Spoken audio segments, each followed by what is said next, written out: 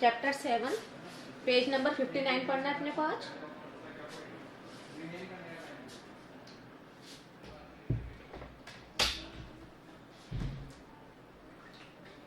Page number 59। वानरः बंदर बोला, सगर्वम गर्व से घमंड से, अतः कथयामि इसलिए कहता हूँ, यत अहमेव योग्य वन राजा प्रदाय कि मैं ही योग्य हूँ वन का राजा बनने के लिए। जो बंदर था घमंड से बोला कि इसलिए मैं कहता हूँ कि मैं ही योग्य हूँ वन का राजा बनने के लिए। शीघ्र में मम राज्याभिषेकाय जल्दी से मेरे राज्याभिषेक के लिए तत्परा भवन्तु आप सब तत्पर हो जाएं, मतलब तैयार हो जाएं। सर्वे वन्य जीवा सारे वन्य जो सारे वन के जीव जंतु हैं। तो बंदर बोला कि जल्दी से आप लोग मेरे राज्याभिषेक के लिए तैयार हो जाएं सभी वन के जीव। मयूर है। अब मोर बोला, अरे वानरः अरे बंदर, तूष्णीम भव तुम चुप हो जाओ। कथम त्वम योग्य वन राजपदाय कि तुम कैसे हो वन का राजा बनने के लिए। बंदर उसको बोला कि तुम कैसे वन का राजा बन सकते हो, तुम कैसे योग्य हो वन का राजा बनने के लिए। पश्यतु पश्यतु देखो देखो, मम शीर्षि कि मेरे सिर पर राज मुकुटुम एव शिखा स्थाप्यता विधाता एवं अहम पक्षी राजा कृत है कि मेरे सिर पर राज मुकुट के समान शिखाम चोटी स्थापित की है। विधाता किसने? विधाता ने। अतः पक्षी राजा कृत है और मुझे पक्षियों का राजा बना दिया है कि विधाता ने मेरे ऊपर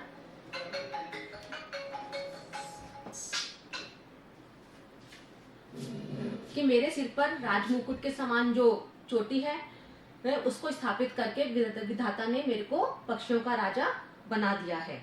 अतः वने निवसतः इसलिए वन में रहता हुआ माँ मुझे वन राज रूपेण द्रष्टुम सज्जा भवन्तु अधुना कि आप वन के राजा के रूप में देखने के लिए तैयार हो जाएं। कह रहे इसलिए आप वन में रहते हुए ही मुझे वन का राजा के रूप में देखने के लिए आप अब तैयार हो जाएं।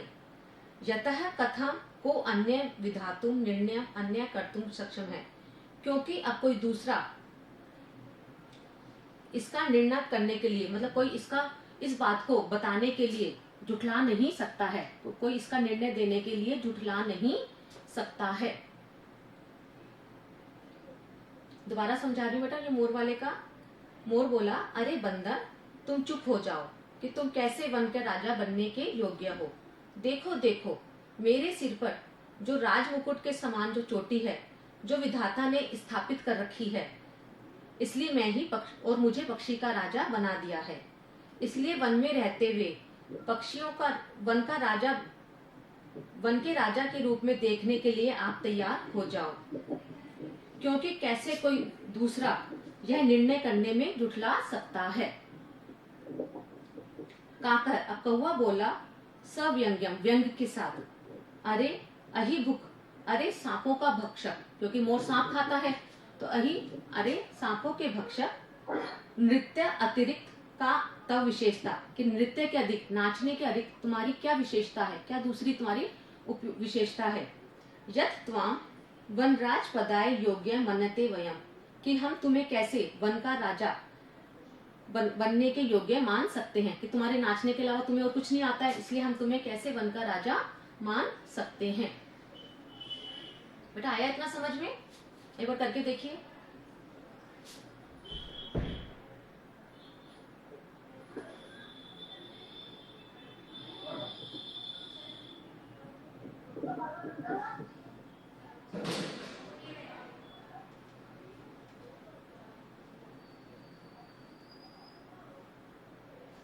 अर्पित आया समझ में? Yes ma'am. बाकी नीरज? Yes ma'am. अब मयूर है। अब मोर बोला, यतः मम नृत्यम तो प्रकृति आराधना कि मेरा जो नृत्य है जो मेरा नाच है वह तो प्रकृति की आराधना है।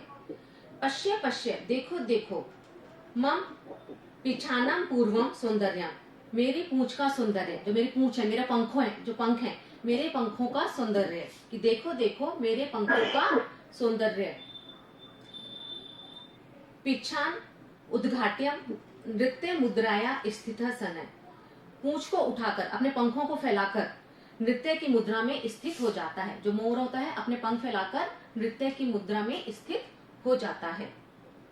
न कोअपि त्रैलोक्य मत सदृश सुंदर है, कह रहे कोई भी इस त्रिलोक में मेरे जैसा सुंदर नहीं है।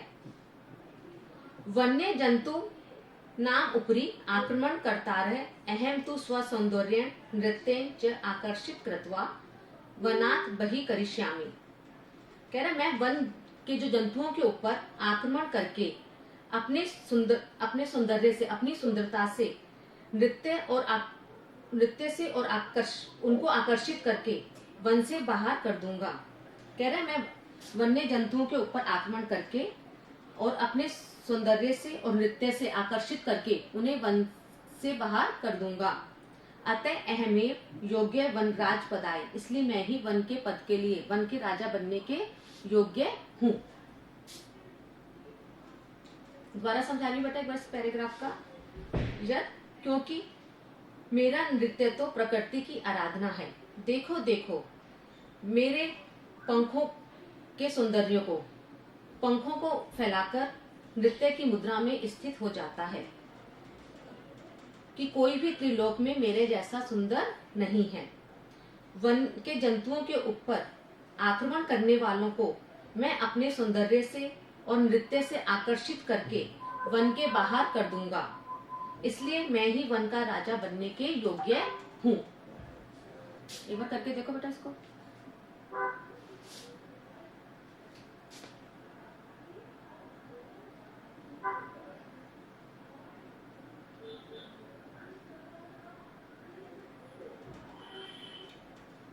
आ गया सबको समझ में? Yes, ma'am. एतस्मिन् एव काले, उसी समय व्याघ्र चित्रकौ अपि नदी जलम पातुम आगतौ एतत् विवादम शृणुतु वदतः च। कह रहा उसी समय बाघ, व्याघ्र मतलब बाघ, चित्रकौ मतलब चीता, दोनों नदी जलम पातुम, नदी का जल पीने के लिए वहां आते हैं और उन दोनों की बात, उन सबकी बातचीत सुनकर कहते हैं। कह रहा उसी समय बाघ और चीता नदी का जल पीने के लिए वहां आते हैं और उनके विवाद को सुनकर कहते हैं। व्याघ्र चित्रकौ, बाघ और चीता बोले, अरे किम वन राज पदाय सुपात्रम चियते, क्या वन के राजा के लिए अच्छे पात्र का चयन हो रहा है? एतत् अर्थम तु आवाम योग्यौ, कह रहे इसके लिए तो हम दोनों योग्य हैं। अस्य कस्यापि चयनं कर्वन्तु सर्व संपत्त्या, जिस किसी का भी चयन करे सर्व सम्मति से करें, मतलब जिसका भी चयन करें सबकी सम्मति से करें, कि इसके लिए तो हम दोनों योग्य हैं राजा बनने के लिए, आप जिसका भी चयन करें सबकी सम्मति से करें। सिंह बोला, तूष्णीं भवभो, कि चुप हो जाओ। युवाम अपि मत सदृशौ भक्षकौ न तू रक्षकौ, कि तुम दोनों भी मेरी तरह ही भक्षक हो, रक्षक नहीं। एते वनजीवा भक्षकः रक्षकः पद योग्यम न मन्यते, कह रहे ये जो वन के जीव हैं भक्षक को रक्षा के योग्य नहीं मानते हैं, कि जो भक्षक के लोगों को, जो दूसरे लोगों को खा जाता है उसको अपनी रक्षा के योग्य नहीं मानते हैं। अतः विचार विमर्श प्रचलती, इसलिए विचार विमर्श चल रहा है।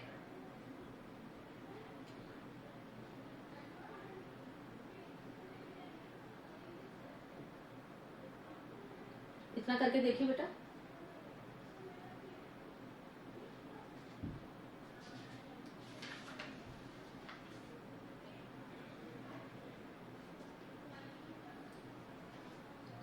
आगे आपको सबको समझ में? Yes, ma'am.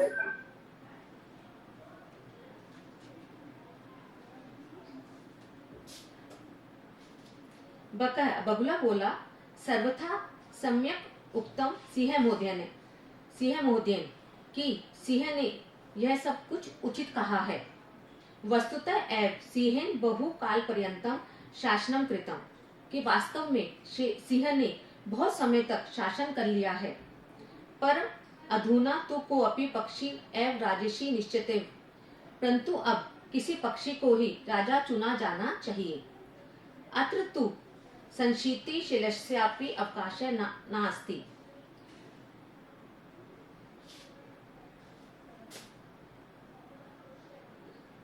इसलिए यहाँ पर अब संशय का कोई भी अवसर नहीं है। अब वो बोला, बगला बोला कि सिंह जो सिंह ने जो बोला है वो सब कुछ उचित ही कहा है। अब सिंह ने तो बहुत समय तक अपना शासन कर लिया है, परंतु अब किसी पक्षी को ही निश्चय रूप से राजा चुना जाना चाहिए, और इस बात में कोई भी संशय नहीं है। सर्वे पक्षिण, सभी पक्षी बोले उच्चई, जोर से, आम आम, हाँ हाँ, कश्चित खगा एव वन राज्य भविष्यति इति, कोई पक्षी ही वन का राजा होगा, इति ऐसा। इसको करके देखिए बेटा। बेटा आपको कोई भी प्रॉब्लम हो आप पूछ लिया करिए।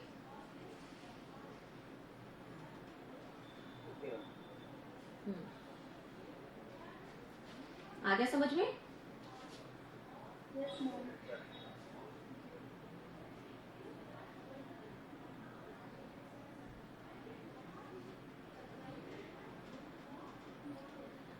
परम कश्चित अपि खगः आत्मनं विना न अन्यं कमपि अस्मै पदाय योग्य चिंतति, परंतु कोई भी जो पक्षी है, खगा मतलब पक्षी, आत्मनं बिना, अपने बिना किसी दूसरे को इस पद के लिए योग्य नहीं सोचता है। तर्हि तो कथम निर्णय भवे, तो कैसे निर्णय हो। तदा ते सर्वे, तब वे सभी, गहन निद्रायां, गहरी नींद में, निश्चितम स्वपतनम, स्वपंतम, कि निश्चित रूप से सोते हुए, उल्लुकम वीक्ष्य, उल्लू को देखकर, विचारितम, सोचने लगे। कह रहे तब उन्होंने सोचा कि अब कोई भी निर्णय नहीं ले पा रहे थे वो उसी किसी चीज के लिए कि किसको हम राजा बनाएं, तो उन्होंने एक गहरी नींद में सोते हुए उल्लू को देखा और सोचने लगे, यद्देशः आत्मश्लाघीन पद निर्लिप्त उल्लुको एवं अस्माकं राजा भविष्यति, कि आत्म प्रशंसा से रहित तथा पद से निर्लिप्त उल्लू को ही हमारा राजा होना चाहिए। वो ये सोचने लगे कि उल्लू तो बिल्कुल निश्चिंत होकर रहता है ना, उसको अपने किसी प्रशंसा की भी आवश्यकता नहीं होती है, तो इसलिए उल्लू को ही हमारा राजा होना चाहिए। परस्परम आदिशंति, परस्पर आदेश देते हैं कि तदा नियताम नृप अभिषेकम संबंधी संभारा इति, कि जल्दी से राजा के अभिषेक के लिए सारी सामग्री लाई जाए। परस्पर एक दूसरे को आदेश देते हैं कि राजा के अभिषेक से संबंधित सारी सामग्री लाई जाए। बेटा आज हम इतना ही करेंगे, ठीक है बेटा? इसको करके देखना, नहीं आए तो कल पूछना। Okay, ma'am. ओके ओके बेटा, लीव द क्लास।